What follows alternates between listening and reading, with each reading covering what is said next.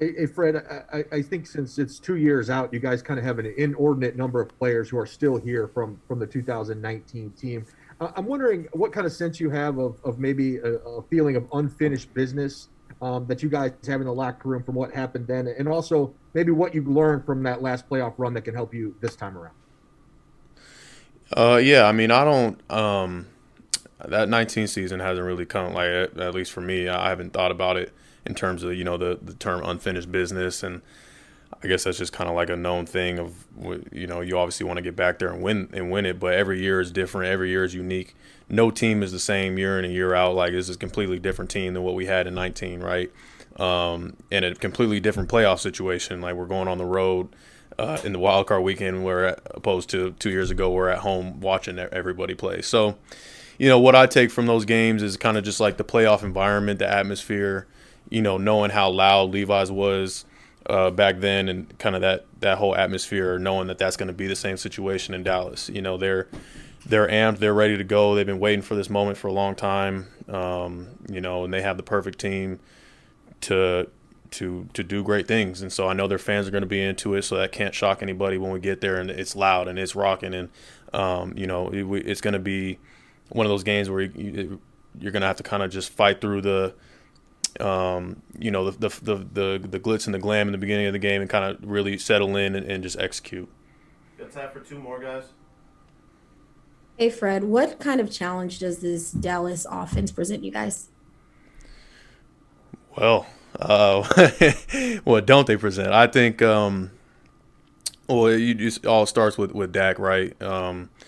Premier quarterback, makes all the throws, just a high level competitor, and always gives their team a chance to win in any situation. And you have running backs Zeke Elliott and Pollard in the backfield, two very tough runners, dynamic players. They're skilled guys, receivers are some of the best in the league, making plays and doing things with the ball in their hands. Tight ends are great. O line is big, physical, nasty group. So I'd say they pose some pretty good threats for us, challenges. Last one, Jake. Fred, Ambry Thomas was talking after the game about his mentality shifting, about how, corners need to believe that the ball is theirs. And he just seemed extremely confident for a rookie, and it is sort of oozing out of him. Have you seen sort of a shift in him and just becoming a more confident player? Yeah, 100%, 100%. I think, and that comes with experience and reps, and that's exactly what he's been getting, and you obviously are going to receive a lot more of that as you continue to progress and grow and learn from your mistakes and make plays. And he's obviously made one of the biggest plays of the season to extend our year, and we're going to need him for the biggest game coming up. And the challenge is great for everybody involved on this defense, and we're all going to have to work together to stop a very high-powered offense. This is going to be an understatement, but it seemed like Dre had good energy out there on Sunday. What was he like before the game in the huddle? Could you kind of feel that intensity when you were out there with him? Oh yeah. That's anytime he's out there, he's going to be the same person. I mean, you talk about all that energy that's kind of been built up over the season, not playing all this time. It's been eating him alive. Just not being able to be out there and compete and be out there with his teammates. So anytime he gets a chance to be out there, he's gonna show exactly who he is, like he did on Sunday. Obviously, I know there's a lot more you guys want to accomplish, but have you had any time over the last couple of days to just kind of reflect on that game and think of, wow, that we kind of did something special there? Yeah, no, it was that was one of the most special wins I've been a part of. And yeah, these past couple of days, like especially right after the game, it was kind of hard just to like really wrap your mind around everything that went into it. How many people were involved and what it really took, and people talking about how slim of chances we had, but at the end of the day, that's just kind of like what our season's been. And I think I've said it before. I think that was the perfect type of win heading into the playoffs to let us know, like, it doesn't matter where we're at in the game, like we're never out of it. We just gotta make sure we're fighting to the end. Hi, Fred. In general, this defense got better as the season went along, and now that you've had a chance to reflect on the entire regular season, D'Amico in particular, is there anything that he did well that stands out to you to manage kind of the ebbs and flows of the season as you guys seem to really be peaking at the right time? Did he make any schematic adjustments, or was it more of an attitude shift?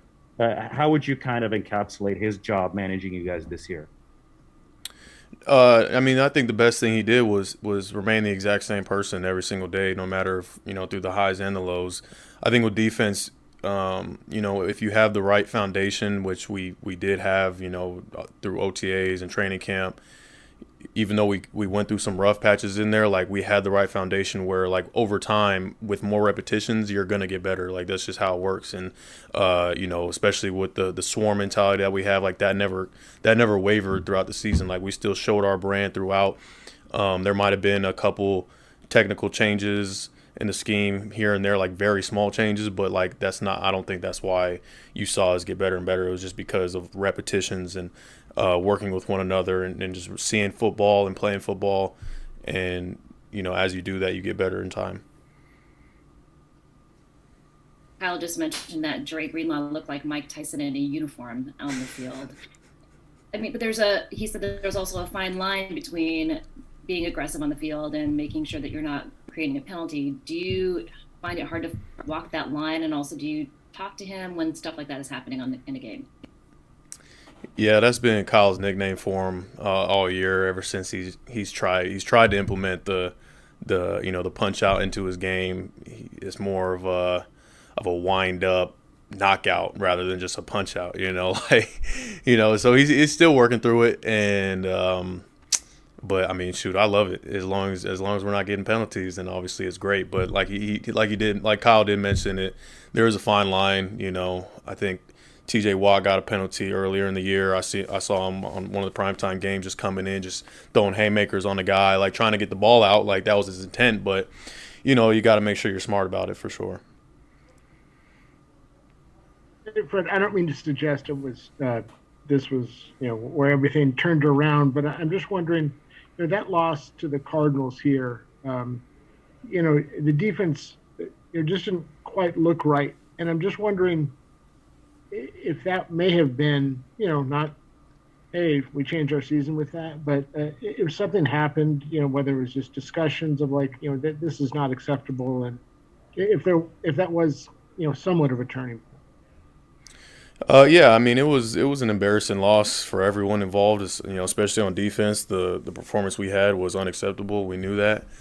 We had to get better from that, and we did. And I don't, like you mentioned, I don't know if that was like truly like okay, I point at this game, and that's exactly when we decided to just flip it and turn it on. And it's just like